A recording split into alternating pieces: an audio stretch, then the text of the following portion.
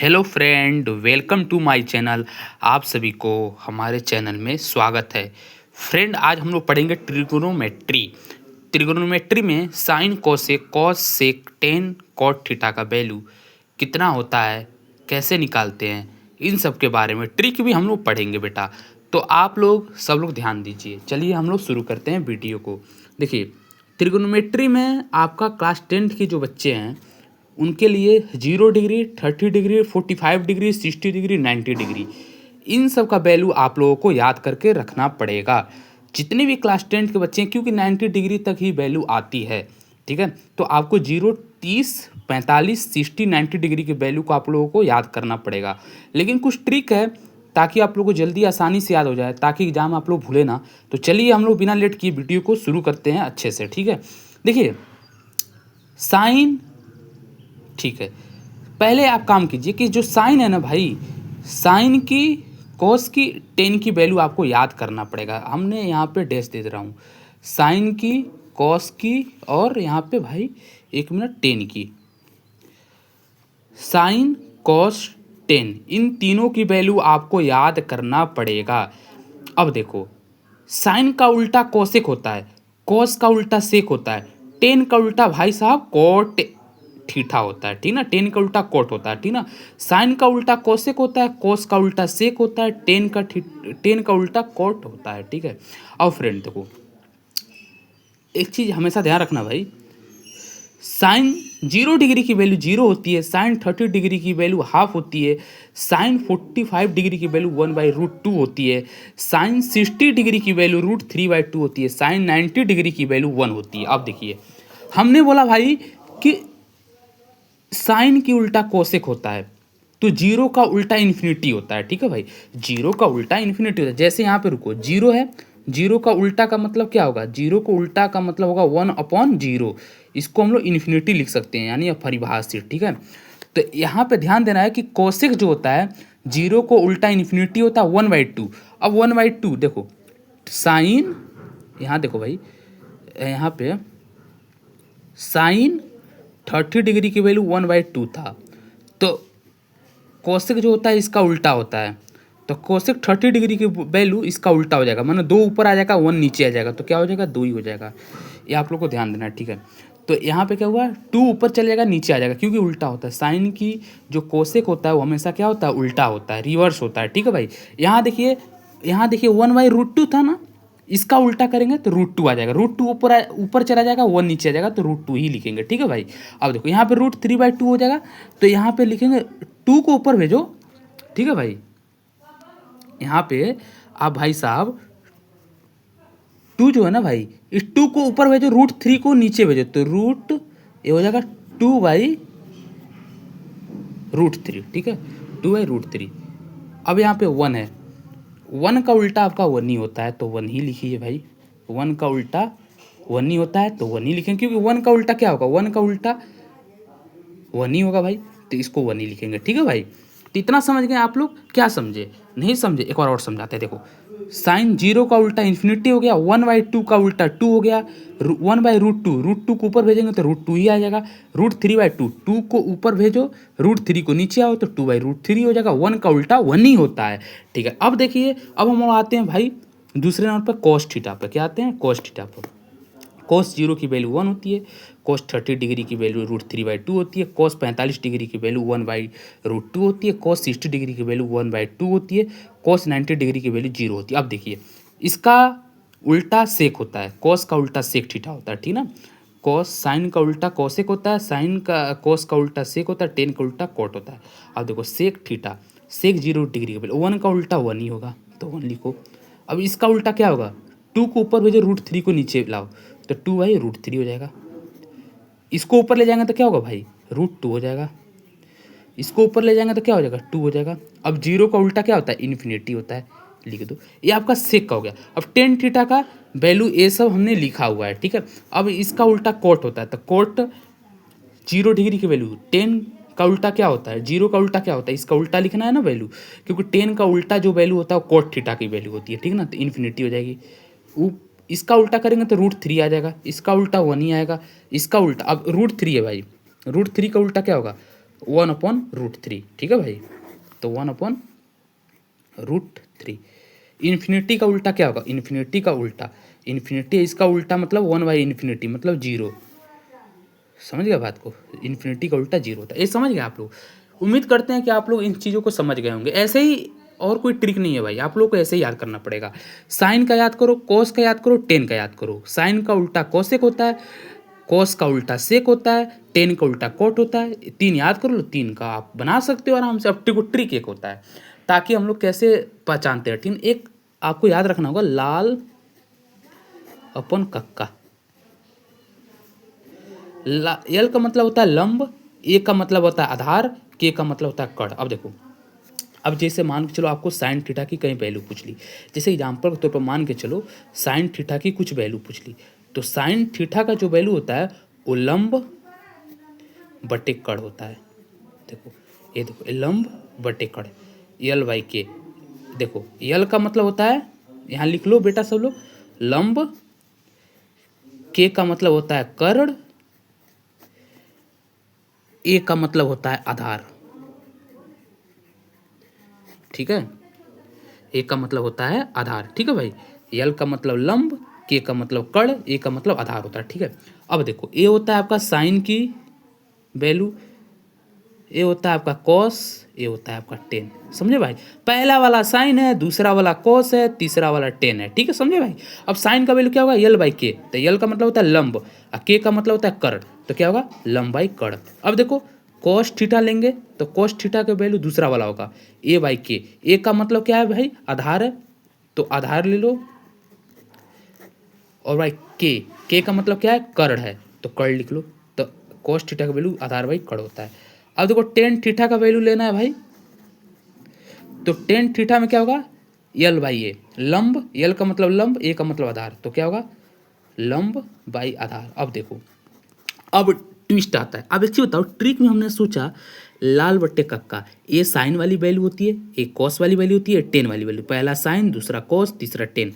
L का मतलब लंब होता है, के का मतलब कड़ होता है, ए का मतलब आधार होता है। साइन थीटा का वैल्यू पहले वाला लेंगे तो एल बाई के, मतलब लंब बटे कड़। एल का मतलब लंब, के का मतलब कड़, तो साइन थीटा का वैल्यू होगा। कॉस थीटा का वैल्यू दूसरा वाला आता है, तो ए बाई के। ए बाई के का मतलब होता है आधार बाई कड़, तो आधार बाई कड़।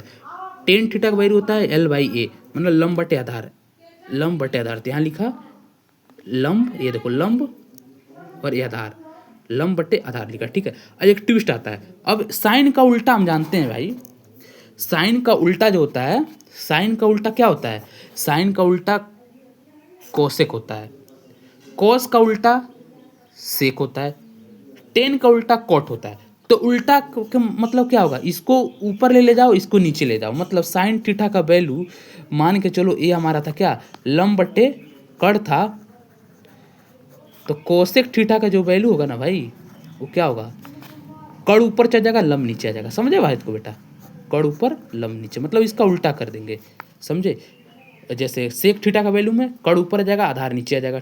कोट थीटा के वैल्यू में आधार ऊपर जाएगा, लंब नीचे आ जाएगा। ठीक है, उम्मीद करते हैं ऐसे आप लोग समझ गए होंगे। अब आगे के चलते हैं, इसका हम लोग पढ़ते हैं कि कैसे हम लोग ट्रिग्नोमेट्री के क्वेश्चन को अधिकांश जगहों पर सॉल्व करते हैं। ठीक है, ट्रिग्नोमेट्री के क्वेश्चन को कैसे हम लोग सॉल्व करेंगे, कैसे कोई प्रश्न हम लोग सॉल्व करेंगे। ठीक है, टेंथ में कैसे कैसे क्वेश्चन है आप लोग के एनसीईआरटी में, उस टाइप का हम लोग क्वेश्चन चलते हैं हम सॉल्व करने। ठीक है, तो पहले एक बेसिक नॉलेज लाते हैं। ठीक है ना, एक ट्रेंगल होता है, राइट एंगल ट्रेंगल इसको बोलते हैं। ठीक ना, राइट एंगल ट्रेंगल मतलब इसका नाम हिंदी में बोलते हैं बेटा, इसका हिंदी में बोलते हैं समकोण। समकोण, समकोण त्रिभुज,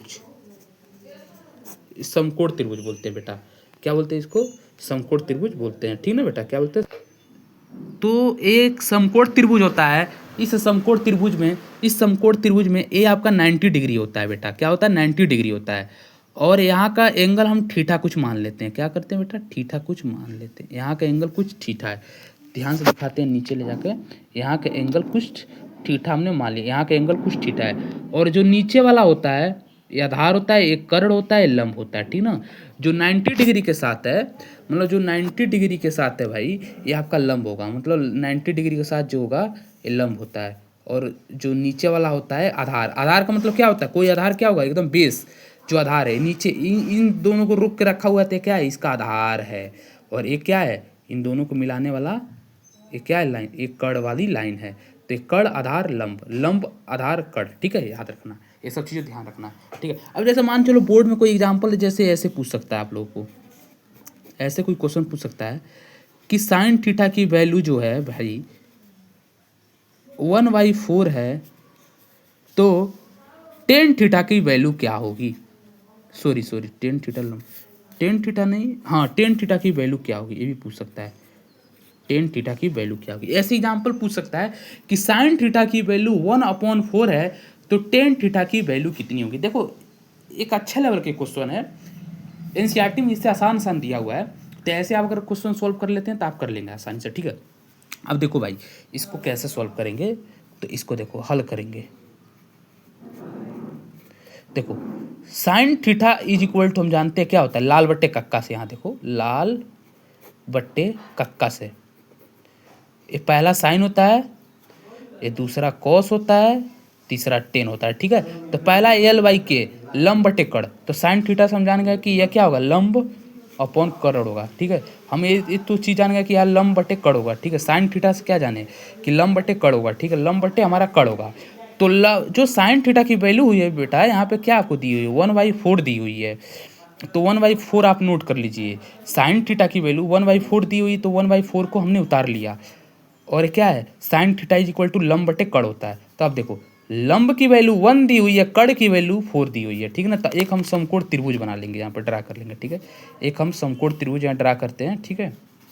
ये आपका 90 डिग्री होता है, ये आपका थीटा है, और यहाँ पे ये आपका कड़ है,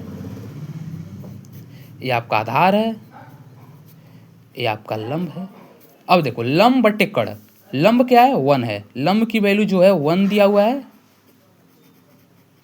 यहाँ थोड़ा पास लेके चलते कैमरा, और कड़ की जो वैल्यू है 4 दिया हुआ है, तो कड़ की वैल्यू कितना है हमारा भाई 4 है। तो हमें पूछा क्या है भाई, गिवन पूछा क्या है, क्या हमें पूछा है टेन थीटा की वैल्यू, हमें पूछा है टेन थीटा का वैल्यू। अब टेन थीटा का वैल्यू क्या होता है, टेन थीटा का इज इक्वल टू हम जानते हैं क्या होता है, क्या होता है आप बताओ।